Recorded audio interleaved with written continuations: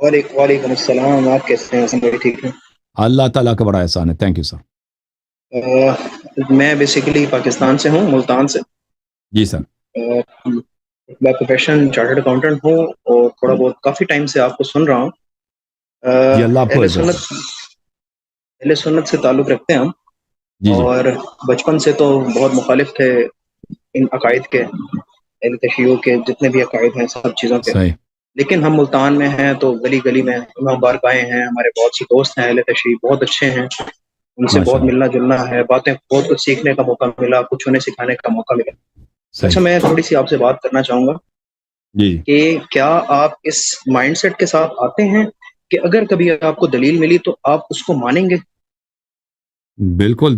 حق ہی کیونکہ یہی ہے، میں دین اپنے ہی یہی ہے. میں حق ہی ہاں یہی ہے بالکل، کہ جو میں نا بات صحیح ہے اس کو مانا اپنے جائے. دماغ کی ٹھیک ہے نا. ہاں ہم، میں اپنے دماغ کی کھڑکیاں کھلی رکھتا ہوں کہ اگر مجھے کہیں سے بھی کچھ سیکھنے کو ملتا ہے، ہم، چاہے کوئی بھی ہو، تو میں اس سے سیکھتا ہوں. ہم. اچھا، میری سمپل سی بات آپ سے صرف میں نے یہ کرنی تھی کہ آپ ہم بھی مولا علی کے ماننے والے ہیں، بالکل ہم مانتے ہیں، جیسے آپ مانتے ہیں ہم بھی مانتے ہیں، اور ہم بھی ان کی بہت دل سے اہل بیت کی قدر کرتے ہیں. سوال صرف میرا یہ ہے کہ کیا آپ جو علم رکھتے ہیں، کیا آپ مولا علی سے زیادہ علم رکھتے ہیں؟ نہیں سمپل ایک نہیں ہے. نہیں رکھتا. ٹھیک ہو گیا. آپ صلی اللہ علیہ وآلہ وسلم کی وصال کے بعد جو خلافت کا دورانیہ ہے 30 سال تک، حضرت علی کی خلافت 26ویں سال سٹارٹ ہوئی یا 25ویں سال سٹارٹ ہوئی. میرا صرف یہ ماننا ہے کہ پہلے آپ کہتے تھے، مطلب اہل تشیع کہتے تھے کہ حضرت ابوبکر، حضرت عمر، حضرت عثمان سے اختلاف تھے آپ کے، وہاں تک ٹھیک تھا، سمجھ آتی تھی. لیکن جب آپ کی میں نے ویڈیوز دیکھی تو آپ کہتے تھے کہ آپ کو ان کے ایمان پہ ہی شک ہے. پھر میں نے آپ کی ایک ویڈیو دیکھی ہے حافظ قرآن 22 سال کے لڑکے کے ساتھ، جس میں آپ نے دلائل دیے کہ انہوں نے وہ ایک مسئلہ غلط بتایا، جس میں وہ تیمم کا مسئلہ تھا، انہوں نے غلط بتایا تو وہ مسلمان نہیں.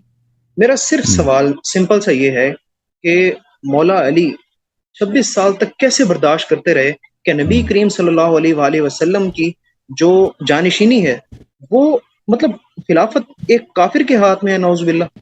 ہم. مجھے آپ صرف اس بات کا جواب دے دیں. جی بسم اللہ. ابھی سن لو میرے محترم ناظرین، ان کے پاس یہی دلیل ہے. ان کے دلیل ہے. اس دلیل کا ہم نے کتنی دفعہ جواب دیا؟ سینکڑوں دفعہ جواب دیا. لیکن کیا کریں، اس فرقے کے پاس انصاف نہیں ہے، اور اپنی کتابوں کو نہیں مانتے، اپنے یہ نبی صلی اللہ علیہ وسلم کے احادیث کو نہیں مانتے، اور بات بہت سامنے دیکھیں، واضح ہو پھر بھی نہیں مانتے، اس پہ بھی شک کرتے ہیں، رد کرتے ہیں. تو کیا عرض کر سکتے ہیں؟ سم بکم عمی فہم لا یرجعون. اب آپ نے سوال کیا؟ سن لو آپ بھائی. بتائیں، آپ سن لو نا، آپ آپ بات سن لو. کریں. یہ کتاب ہے صحیح مسلم بھائی. اچھا اچھا، سن لو. نہیں سن احترام کا جو نہیں نہیں ہے نہیں نا نہیں اس کو نہیں نہیں نہیں برقرار سن رکھیے. لے سن لے. ہاں احترام یہ سن لینا بھائی. ہاں ہاں، سن لے بھائی. یہ جی کوئی جی بے فرمائیں. احترامی ہم کہہ رہے ہیں؟ سن لے بھائی. یہ کتاب کون سی ہے بھائی؟ صحیح مسلم. بے احترامی ہے؟ صحیح مسلم کی کتاب نکالنا بے احترامی ہے؟ جی جی بے بالکل احترامی نہیں ہے. ٹھیک ہے نا. بالکل بالکل. صحیح مسلم. اچھا، صحیح مسلم میں صدقی جمیل العطار نے تحقیق کی ہے، ابو الحسین مسلم ابن حجاج القشیری النیسابوری، چاپ دار الفکر. کتاب چھپی ہے سنہ 2010 دار الفکر بیروت میں. یہ کتاب ہے، باب ہے باب فی طاعت الامراء وان منعوا الحقوق. امراء کی طاعت واجب ہے اگرچہ وہ آپ پہ ظلم کریں اور آپ کے حق کو ضائع کریں. اچھا، اس میں جو یہ حدیث ہے 4678 مقررات کے ساتھ، حذف مقررات کے ساتھ 1847. آپ ہنس رہے ہیں کہ اس میں ہنسنے والی کون سی بات ہے بھائی؟ یہ حدیث پہلے آپ نے سنی ہنسنے ہے؟ والی بات نہ صرف مجھے ہاں، مجھے اب آپ سے، سن میں لو، نے اب آپ سن کی لو. میں آپ کی ویڈیو اب بہت سن لو، اب سن لو. میں چل نے جب بتائیں حدیث بتائیں. ختم کیا نا تو میں آپ سے پوچھوں گا کہ اس میں ہنسنے والی کی کیا بات ہے. جی سر اچھا، ضرور بتائیں. رسول صلی اللہ علیہ وسلم نے کی سے حدیث ہے حذیفہ بن الیمان سے، یکون بعد ائمہ لا یہتدون بہدی. آپ نے کہا نا خلافت کافر کے پاس ہو تو کیسے برداشت کیا جاتا ہے؟ رسول صلی اللہ علیہ وسلم نے فرمایا کہ میرے بعد جو امام آئیں گے وہ میری ہدایت پہ نہیں ہے، ولا یستنون بسنتی، وہ میرے سنت پہ بھی نہیں ہے. اور جو ٹھیک نبی ہے. صلی اللہ علیہ وسلم کے ہدایت پہ نہیں ہے، اس کے سنت پہ نہیں ہے، وہ مومن ہے یا فاسق ہے یا منافق ہے؟ کون سا ہے؟ آپ مجھے بتائیں، جو آپ مجھے، بالکل ان کے بعد انہی تین اماموں کے بارے میں اور کہا بھائی گیا تھا، یہ کہاں لکھا ہے؟ ابھی وہ الگ بات ہے. ان کے آرام بعد سے امام آئیں، آرام سے بات امام کرنی، آئیں گے. بات آرام ہاں، سے کرنی. میں ہاں میں نے آپ سے سوال کیا بھائی، آپ جو نبی صلی اللہ علیہ ہاں وسلم کی ہدایت پہ نہیں ہاں، ہے، میں یہی سنت کہہ پہ رہا ہوں کہ نہیں ہے، وہ آ جائے گا کہ وہ ان کے فوراً بات ہے یا بعد میں آئے گا. میں نے سوال سمجھ لیا, میں نے جو آپ سے سوال کیا اس کا جواب دے دینا. جو ان کی ہدایت پہ نہیں, ان کے سنت پہ نہیں ہے, یہ مسلمان ہے یا کافر ہے؟ کیا ہاں بالکل غلط ہے, بالکل کافر ہے. کافر ہے, ٹھیک ہے نا. وَسَيَقُومُ فِيهِمْ رِجَالٌ قُلُوبُهُمْ قُلُوبُ الشَّيَاطِينِ, اور ان میں ایسے لوگ ہوں گے کہ وہ ان کا جو روح ہے, ان کا جو دل ہے, وہ شیاطین کا دل ہے. فی جثمان انس, انسان کے روپ میں, یعنی شیطان انسان کے روپ میں آ کے آپ کا امام بن گیا, آپ کا خلیفہ بن گیا. صحیح ہے؟ یہ مسلمان ہے یا کافر ہے؟ اور شیطان مسلمان ہے یا کافر ہے؟ کافر. حذیفہ کہتا ہے کہ کیف اصنع یا رسول اللہ صلی اللہ علیہ وآلہ ان ادرکت ذلک, اگر میں وہ زمانہ پاؤں تو میں کیا کروں؟ ان سے جہاد کروں. یعنی حکومت کس کے ہاتھ میں؟ شیطان کے ہاتھ میں. آپ نے خود کہا وہ کافر ہے. خلافت کس کے ہاتھ میں؟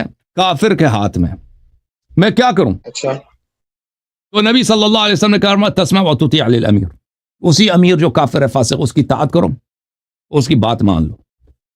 وَإِن ضَرَبَ ظَهْرَكَ, اگر وہ آپ کو مارے بھی, آپ کے پیٹھ پہ کوڑے بھی برسائے. وَأَخَذَ مَالَكَ فَاسْمَعْ وَأَطِعْ, اور آپ کا مال بھی اٹھائے تو اس کی بات سن لو اور اس کی طاعت کرو. اچھا, اب سمجھ آئی نا, ایک کلی حکم بتایا. نبی صلی اللہ علیہ وسلم کے بعد خلفاء ایسے آئیں گے جو شیطان ہوں گے, نہ ہدایت پہ نہ سننا. آپ نے خود اعتراف کیا وہ کافر ہے, تو اسلام کا کیا حکم ہے؟ ہاں, اسلام کا کیا حکم ہے؟ نہیں, سن لو بھائی, انہی تین کے بارے میں. بھائی وہ تین کی بات نہیں کر رہا ہوں, تین کی بات نہیں کر رہا ہوں, میں جنرل ایک حکم بتا رہا ہوں. بولو. کہ خلیفہ اگر کافر بھی ہو نا, چاہے وہ کوئی بھی ہو, چاہے وہ پہلے تین ہو یا آخری تین ہو, فرق نہیں پڑتا, اس کے خلاف آپ تلوار نہیں اٹھا سکتے, اس کے خلاف آپ قیام نہیں کر سکتے, آپ نے اس کی طاعت بھی کرنی, بات بھی ماننی ہے. یہ رسول صلی اللہ علیہ وسلم کا حکم ہے یا نہیں ہے؟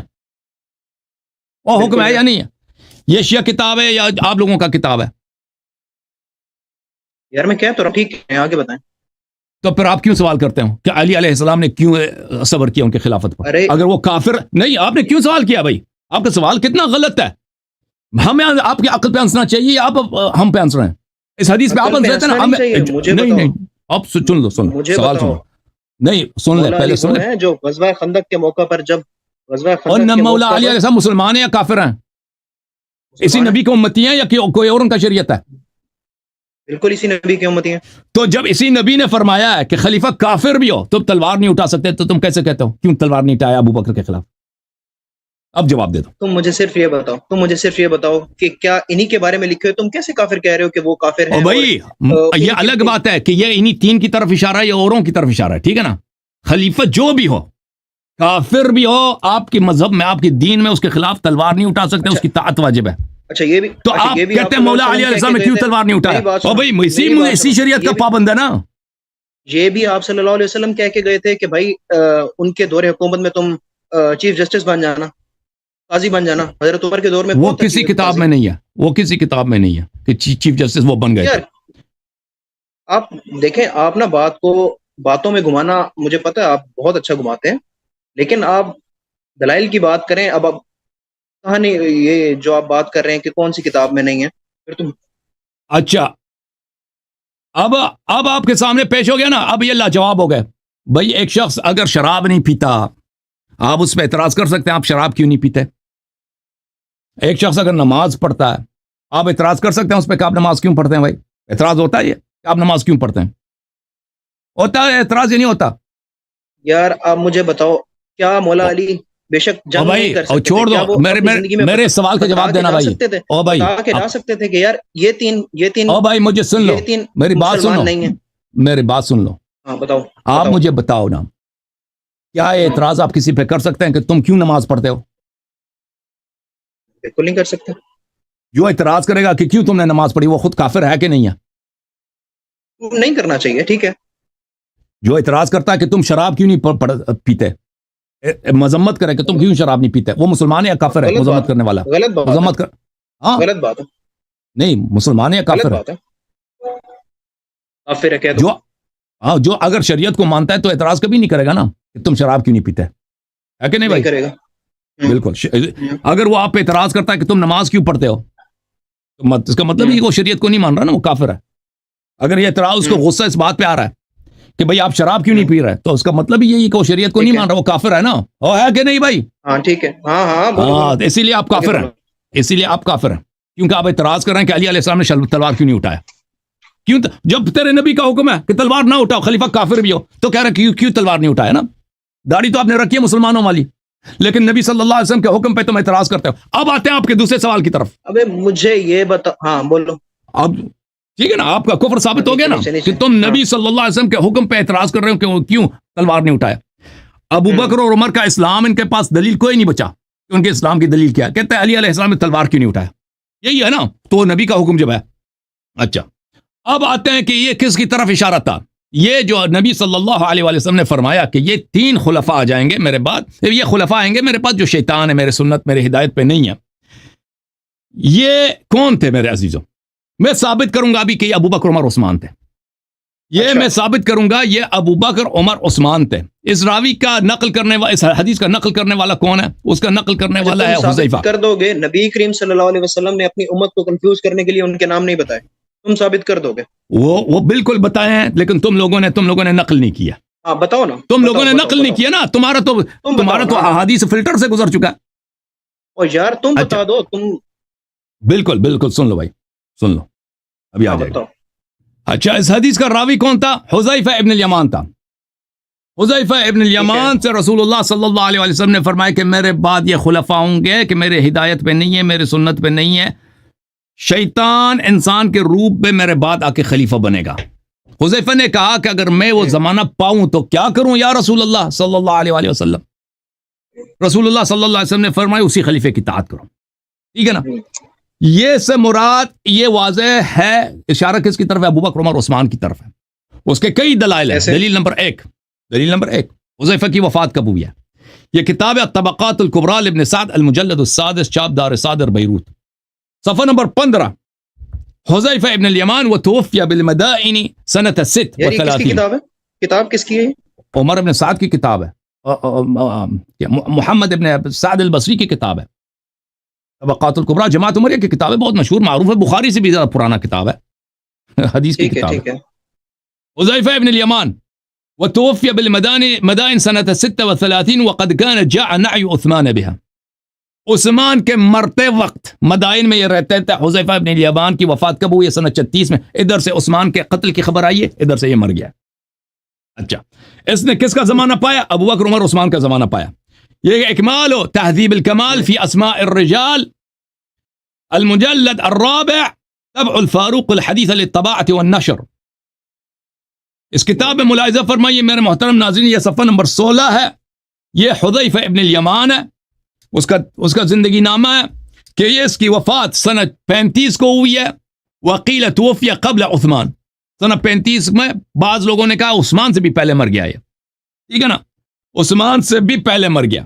اچھا، یہ پہلی دلیل ہے کہ اس کا راوی جس نے روایت کی ہے، جس کو رسول اللہ صلی اللہ علیہ وسلم نے فرمایا کہ میرے بعد خلفاء آئیں گے، شیطان ہوں گے وغیرہ، یہ صرف اس نے ان تین لوگوں کا اس نے خلافت پایا، یہ پہلی بات۔ دوسری دلیل کہ اس سے مراد ابو بکر عمر عثمان ہے، وہ یہ ہے، یہ صحیح سند کے ساتھ مروی ہے، مسند احمد ابن حنبل میں، چاپ مؤسسۃ الرسالہ، جز نمبر 38، کتاب چھپی ہے سنہ 2001 میں، یہ صفحہ نمبر 334 ہے، حدیث نمبر ہے 23304۔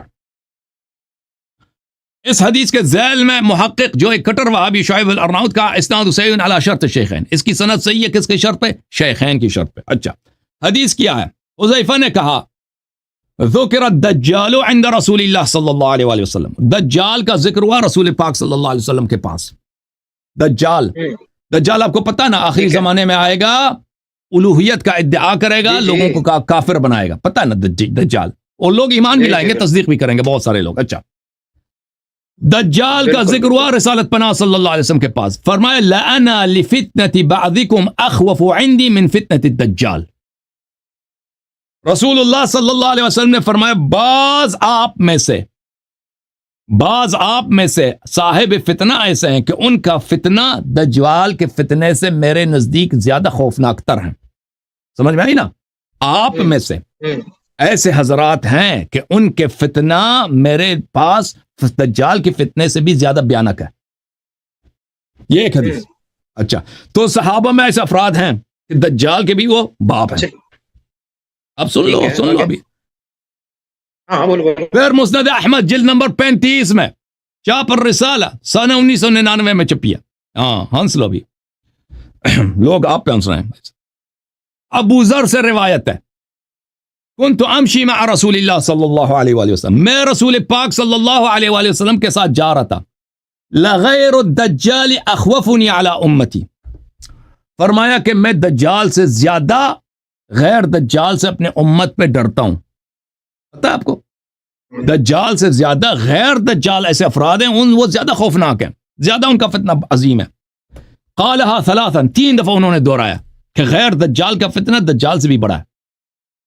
میں نے کہا یا رسول اللہ صلی اللہ علیہ وآلہ وسلم, یہ غیر دجال کون ہے جو آپ اپنی امت پہ دجال سے بھی زیادہ ان کے فتنے کو بڑا سمجھتے ہیں, زیادہ بیانات سمجھتے ہیں؟ فرمایا ائمۃ مضلین, فرمایا وہ ایسے امام ہیں, ایسے پیشوا ہیں جو لوگوں کو گمراہ کریں گے. اسناد صحیح, حاشیہ نمبر 1, سند صحیح ہے بھائی. ایک حدیث میں فرمایا کہ وہ جو دجال سے زیادہ, اچھی طرح سے یاد رکھو, دجال سے زیادہ بیانک ہے, اس کا فتنہ بڑا ہے, وہ صحابہ میں سے ہے. دوسرے میں فرمایا وہ ہیں جو امامت کے مقام پہ خلافت کے مقام پہ پہنچیں گے. وہ صحابہ جو امامت کے مقام پہ پہنچے, خلافت کے مقام پہ پہنچے. دجال سے بھی ان کا فتنہ زیادہ عظیم ہے. وہ کون ہے؟ وہ کون ہے؟ خلاف صحابہ میں سے سب تو خلیفہ نہیں بنے نا, 3 ہی خلیفہ بنے, 4 بلکہ. ایک ابو بکر ہے, ایک عمر ہے, ایک عثمان ہے, ایک معاویہ. اب پتہ چلا نا کہ جن کی طرف ہے حذیفہ والی حدیث جو ہے, حذیفہ والی حدیث کہ شیطان آ کے امام بنے گا مسلمانوں کا, وہ کس کی طرف اشارہ تھا؟ میری ایک بات کا جواب دیں گے آپ؟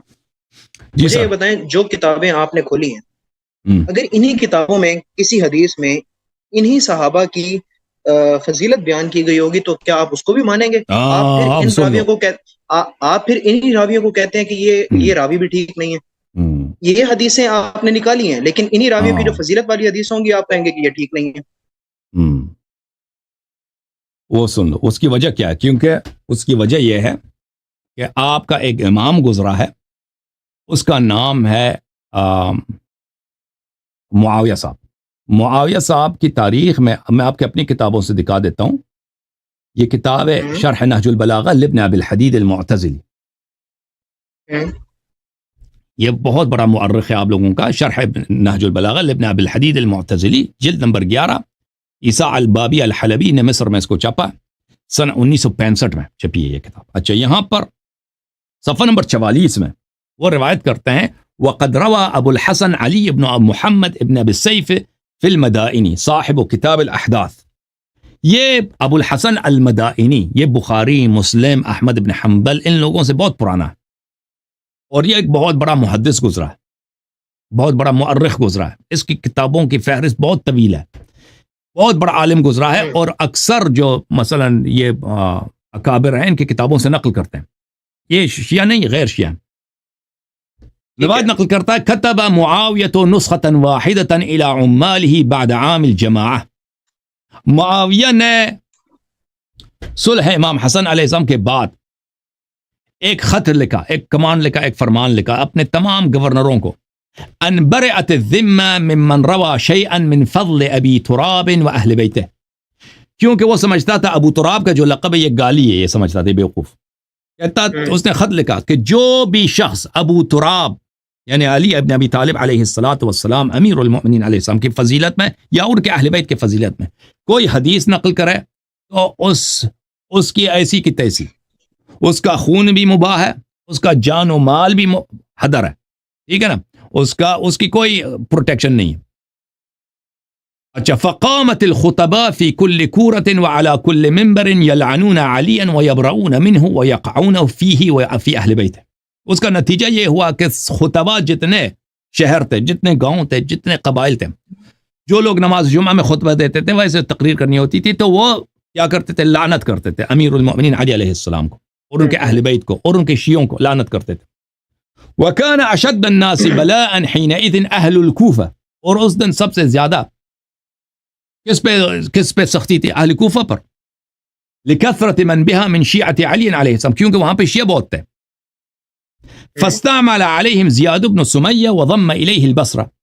اچھا زیاد ابن سمیہ، زیاد ابن ابی جو ہے اس کو، جس کو اس نے اپنا بھائی بنایا تھا، اس نے کہا معاویہ نے شہادت دی تھی، شاہد لے کے آیا تھا کہ میرے باپ ابو سفیان نے اس کے ماں کے ساتھ زنا کیا، اس لیے میرا بھائی ہے، وہ بڑا مشہور ہے۔ اس کے باوجود مجھے تو پتہ نہیں ہے کون سی تاریخ ہے ان لوگوں کی۔ معاویہ کو پھر بھی حضرت معاویہ کہتے ہیں، جس نے ایک شخص کو اپنا بھائی رسول پاک صلی اللہ علیہ وسلم کی سنت کے خلاف، شریعت کے خلاف، بلے الولد للفراش وللآخر الحجر، اس نے اور وہ بھی زیادہ بھی مان گیا کہ بھائی چپ کرو، ان چیزوں چپ کریں آپ بدتمیزی تم بدتمیزی کر رہے ہو، ہم آپ کے اوکے بھائی صاحب بدتمیزی نہیں کرو، ہم تمہارے عقل پہ ہنس رہے ہیں کہ معاویہ کو تم اپنا خلیفہ کہتے ہو، رضی اللہ کہتے ہو، یہ وہی معاویہ ہے۔ کیا کرتا تھا اس کے کارناموں میں سے یہی کارنامہ ہے کہ زیاد ابن ابی کو اس نے کہا، کیا تاریخ شاہد ہے، اس نے کہا کہ میرے باپ نے اس کے والدہ کے ساتھ زنا کیا، یہ اپنے باپ کا آدمی نہیں، یہ میرے باپ کا آدمی، اس نے بھی مان لیا اس نے شہادت دی جی میں حرامی ہوں ٹھیک ہے نا، تو اس کے ساتھ وہ زیاد ابن ابی سفیان کہلانے لگا۔ اور پھر کیا ہوا، تاریخ والوں نے کیونکہ کہا کہ نہیں اس کی یہ شہادت ہم شریعت کے خلاف ہے، ہم اس کو زیاد ابن ابی ہی کہیں گے، اس لیے وہ زیاد ابن ابی کے نام سے مشہور ہے۔ بہرحال فكان يتتبع الشيعة وهو عارف بهم فقتلهم تحت كل حجر ومدر، تو وہ شیعہ اور زیاد کو اس نے عراق کا گورنر بنا دیا اور وہ شیعوں کو جانتا تھا، تو اس نے شیعوں کو ہر پتھر اور ہر خاکستر کے نیچے پیدا کر کے اس نے قتل کرنا شروع کر دیا۔ وَأَخَافَهُمْ، ان کو بڑا شیعوں پہ بڑا اس نے خوف طاری کیا۔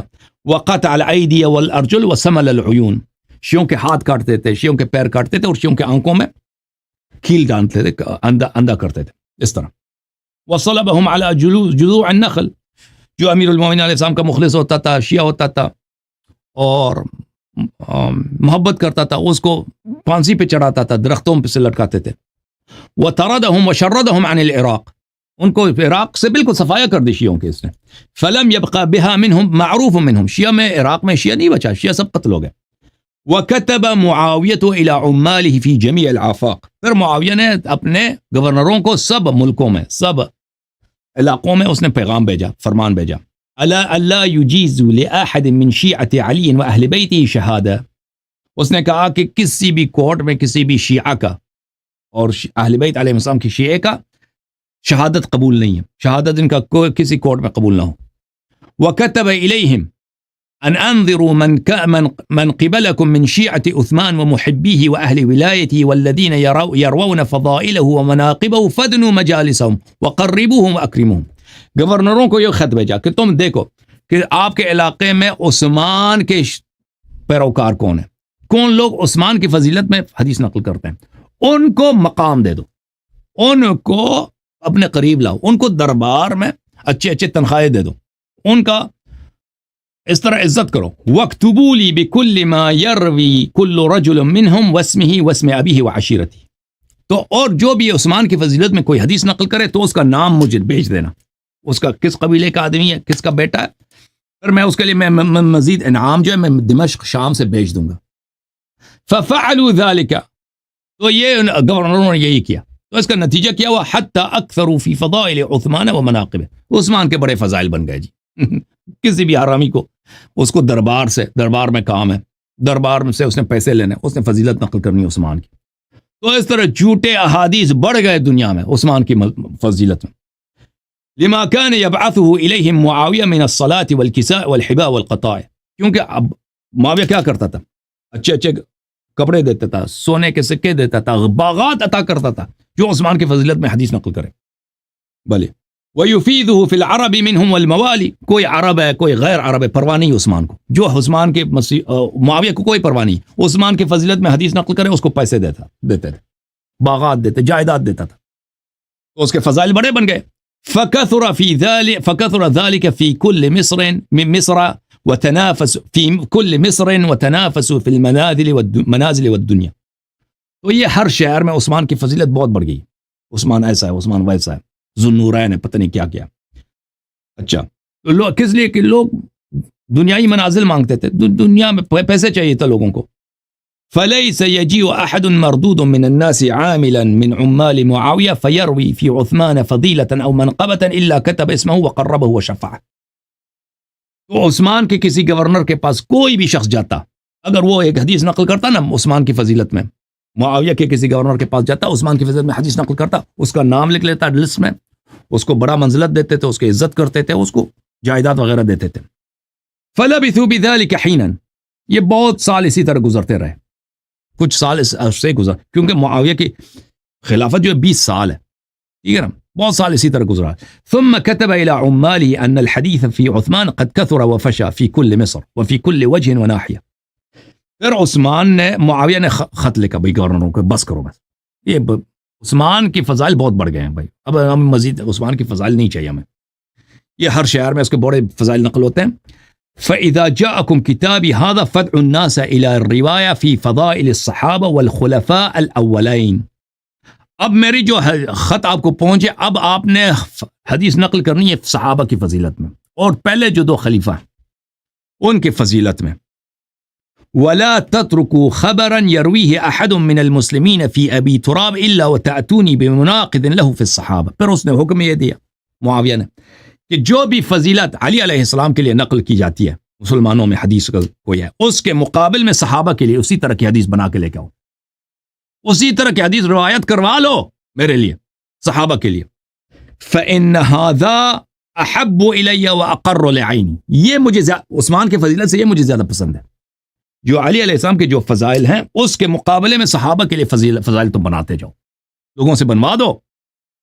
یہ میرے دل کی ٹھنڈک اور میرے دل کی خوشی اور میرے آنکھوں کی ٹھنڈک کا سبب ہے. وَأَدْحَضُ لِحُجَّةِ أَبِي تُرَابٍ وَشِيَعَتِهِ، یہ جو ہے ابو تراب علیہ السلام امیر المؤمنین علیہ السلام کے حجج امامت اور ان کی افضلیت کو توڑنے کے لیے بہت کارمند ہے، بہت فائدہ مند ہے، اور ان کے شیعوں کو بھی، یہ حجج کو، ان کی شیعوں کے دلائل کو بھی توڑنے میں بڑا فائدہ مند ہے. وَأَشَدُّ عَلَيْهِ إِلَيْهِمْ مِنْ مَنَاقِبِ عثمان وفضله، اور شیعوں کو توڑنے کے لیے یہ صحابہ اور شیخین کے لیے جو تم حدیث نقل کرو یہ زیادہ مفید ہے. عثمان کے فضائل تو بہت بڑھ گئے ہیں. فَقُرِعَتْ كُتُبُهُ عَلَى النَّاسِ، یہ اس معاویہ کے جو لیٹر تھے یہ لوگوں کے نماز جمعہ وغیرہ میں درباروں میں یہ پڑھا گیا، اعلان کیا گیا کہ بھئی اب جو ہے ہمیں صحابہ اور شیخین کی فضیلت چاہیے. جو حدیث لے کے آئے گا نا، جو بھی حدیث علی علیہ السلام کے لیے اس کے مقابلے میں شیخین کے لیے لے کے آؤ، تمہیں انعام ملے گا بڑا. فرویت اخبار کثیرۃ فی مناقب الصحابہ مفتعلۃ لا حقیقت لها، اس طریقے سے صحابہ کے فضائل میں بہت سارے جھوٹے فضائل نقل کیے گئے.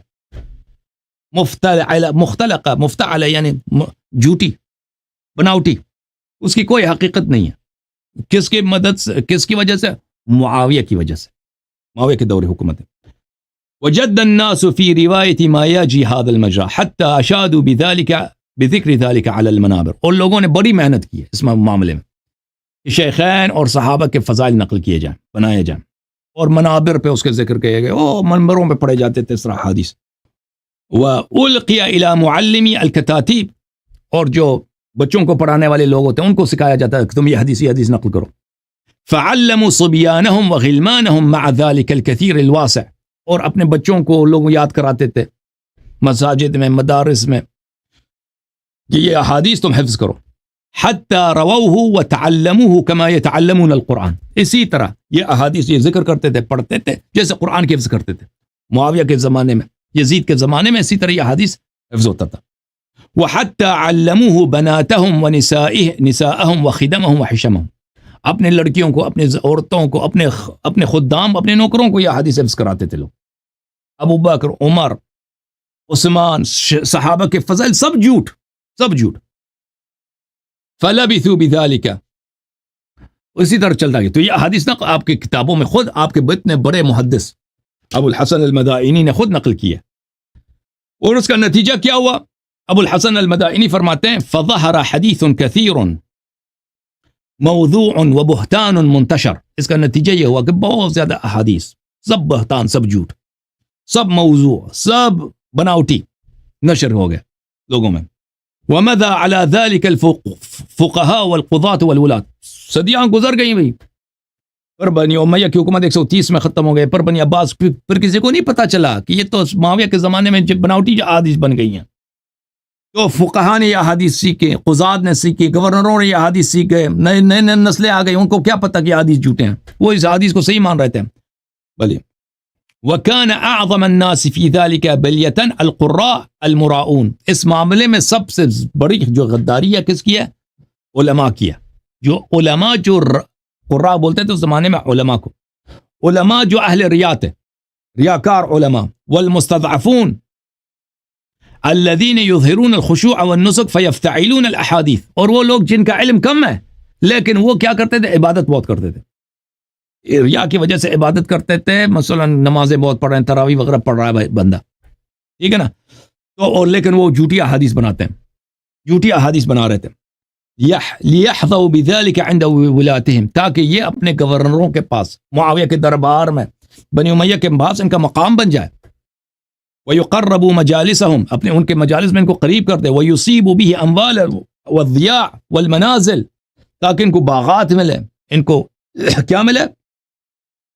عطا ملے، صلہ ملے، سونے کے سکے ملے، ان کو لڑکیاں مل جائیں. کیونکہ اس زمانے میں لڑکی بہت لاتی تھی نا، کنیز بہت لاتے تھے یہ مسلمان جب فتح کرتے تھے کسی علاقے کو، مثلا سندھ کو فتح کیا، ماوراء النہر کو فتح کیا، ارمنستان گئے، وہاں سے تو ہزاروں کی تعداد میں خوبصورت لڑکیاں لاتے تھے، تو یہ لوگوں میں بانٹتے تھے. تو وہی جو زیادہ حدیث جھوٹی حدیث نقل کرے گا اسی کو لڑکی بھی مل جاتی تھی خوبصورت سی، ٹھیک ہے نا. حتى انتقلت تلك الاخبار والاحاديث الى ايدي الديانين الذين لا يستحلون الكذب والبهتان. آہستہ وقت بڑھتا گیا تو یہ احادیث منتشر جب ہو گئی نا، وہ لوگ جو جھوٹ نہیں بولتے ہیں، جو اللہ سے ڈرتے ہیں، ان لوگوں کو یہ بھی سکھایا گیا. پھر ان لوگوں کو شک بھی نہیں ہوا کہ یہ احادیث جھوٹ ہیں، انہوں نے یہ احادیث نقل کی. جو لوگ جھوٹ نہیں بولتے ہیں ان تک یہ احادیث منتقل ہو گئی. فقبلوها ورووها، ان لوگوں نے ان احادیث کو قبول کیا، ان لوگوں نے شک نہیں کیا کہ یہ احادیث سب جھوٹ ہیں. کیونکہ شہر کا اتنا بڑا عالم ہے، وہ بھائی نماز بھی پڑھتا ہے، روتا بھی ہے نمازوں میں، موعظہ کرتا ہے، روتا ہے، اس نے جھوٹی دربار سے پیسے لینے کے لیے جھوٹی احادیث بنا دی ہیں. تو لوگوں نے جب سنا یہ بچے جوان ہو گئے، اگلے نسلیں آ گئی، تو یہ احادیث صحیح احادیث کے زمرے میں لوگوں میں ہاتھوں میں ان کے سینوں میں رہ گئی. وَهُمْ يَظُنُّونَ أَنَّهَا حق، لوگ سمجھتے تھے یہ احادیث حق ہیں. وَلَوْ عَلِمُوا أَنَّهَا بَاطِلَةٌ لَمَا رَوَوْهَا وَلَا تَدَيَّنُوا بِهَا. اور اگر لوگ سمجھتے تھے کہ احادیث صحیح ہیں، یہ کبھی اس احادیث کو وہ تصحیح نہیں کرتے، احادیث کو نقل نہیں کرتے، کسی کو پتہ ہی نہیں چلا. وولي عليهم الحجاج بن يوسف فتقرب إليه أهل النسك والصلاح والدين ببغض علي وموالاة أعدائه. پھر جب بہت سالوں تک گورنر بنا عراق کا کون؟ حجاج بن یوسف. تو جو علماء طائفت تھے، جو مساجد میں امام جماعت وغیرہ تھے، اہل عبادت، اہل علم لوگ تھے، انہوں نے اس سے تقرب کے لیے اہل بیت علیہم السلام اور امیر المؤمنین علیہ السلام کی دشمنی کا انہوں نے اظہار کیا، تاکہ حجاج ابن یوسف علاقے کا جو بادشاہ ہے اس کو کیا کیا جائے، اس کو راضی کیا جائے. بادشاہ کیسے راضی ہوتا ہے؟ جتنا زیادہ آپ گالی دیں گے اہل بیت علیہ السلام کو اور عیب بیان کریں گے. وَمُوَالَاةِ مَنْ يُدَّعَى مِنَ النَّاسِ أَنَّهُمْ أَيْضًا أَعْدَاؤُهُ. اور جو لوگ اہل بیت علیہ السلام کے دشمن ہیں، مشہور ہیں دشمنی میں، ان کی تعریف کرو. حجاج اسی سے خوش ہوتا تھا. ابو بکر کی تعریف کرو، عمر کی فضل میں حدیث نقل کرو، حجاج خوش ہوتا ہے. لوگ نقل کرتے تھے احادیث. فَأَكْثَرُوا فِي الرِّوَایَةِ فِي فَضْلِهِمْ وَسَوَابِقِهِمْ وَمَنَاقِبِهِمْ. اس طرح بہت سارے احادیث اس زمانے میں گڑے گئے. یہ کب کی بات ہے؟ معاویہ کی حکومت ہے سنہ 40 کو، سنہ 40، سنہ 45، سنہ 48، سنہ 50، 55، یہ اور حجاج ابن یوسف سنہ 70، 80. یہ زمانہ یعنی بہت دہائیوں تک یہ سلسلہ جاری تھا. وَأَكْثَرُوا مِنَ الْغَضِّ من علی علیہ السلام وعیبہ والطعن فی والشنآن له. اور اسی طرح احادیث انہوں نے گڑ دی حضرت ابو طالب علیہ السلام کے خلاف، علی علیہ السلام کے خلاف. انہوں نے مثلا ابو جہل کی بیٹی کی خاصگاری کی وغیرہ وغیرہ. اور پھر وہ روایت کرتے ہیں ابن عرفہ سے، المعروف بنفطویہ، وهو من اکابر المحدثین واعلامهم، سب سے عظیم ترین محدث ہیں ابن نفطوی. اس نے فرمایا ان اکثر الاحادیث الموضوعہ فی فضائل الصحابہ افتعلت فی ایام بنی امیہ. صحابہ کے فضل میں جو احادیث گڑی گئی ہیں یہ سب بنی امیہ کے زمانے میں، ان کے اکثریت بنی امیہ کے زمانے میں گڑی گئی ہے. تقربا الیہم بما یظنون انہم یرغمون فی به فی انوف بنی ہاشم. بنی امیہ کے زمانے میں بنی امیہ سے تقرب کے لیے، بنی امیہ کو خوش کرنے کے لیے، تاکہ ان حدیث سے بنی ہاشم کو توڑا جائے، بنی ہاشم کی بے عزتی کی جائے، بنی ہاشم کے مقام کو نیچے لایا جائے. سمجھ میں آئے نا بات آپ کو؟ احادیث اب کہتے ہیں ہماری کتابوں میں احادیث ہے شیخین اور صحابہ کی تعریف میں، تو یہ بھی تو ہے نا آپ کی کتابوں میں. یہ کوئی شیعہ کتاب توڑی ہے، یہ آپ لوگوں کی کتابوں میں، تو ہم آپ کے ہر حدیث نہیں مانتے، آپ خود بھی اپنی کتابوں میں ہر حدیث کو نہیں مانتے، آپ کے علماء جو ہیں آپ کی کتابوں میں ہر حدیث کو نہیں مانتے، خود کہتے ہیں ہمارے حدیث میں ضعیف بھی موجود ہے، موضوع بھی موجود ہے۔ جب تم خود نہیں مانتے تو ہم کیوں مانیں؟ ٹھیک ہے نا؟ اور جب تم لوگوں نے خود اپنی کتابوں میں ایسا اعتراف کیا ہے کہ صحابہ کی تعریف میں اس زمانے میں جب حدیث لکھی نہیں جاتی تھی، صرف سینہ بسینہ نقل ہوتا تھا، دہائیوں تک، صدیوں تک یہ جھوٹی حدیث گڑنا تو تم لوگوں کا شیوا تھا، تمہارے محدثین کا شیوا تھا، تو پھر تو کوئی اعتبار نہیں رہتا نا صحابہ کے فضائل میں۔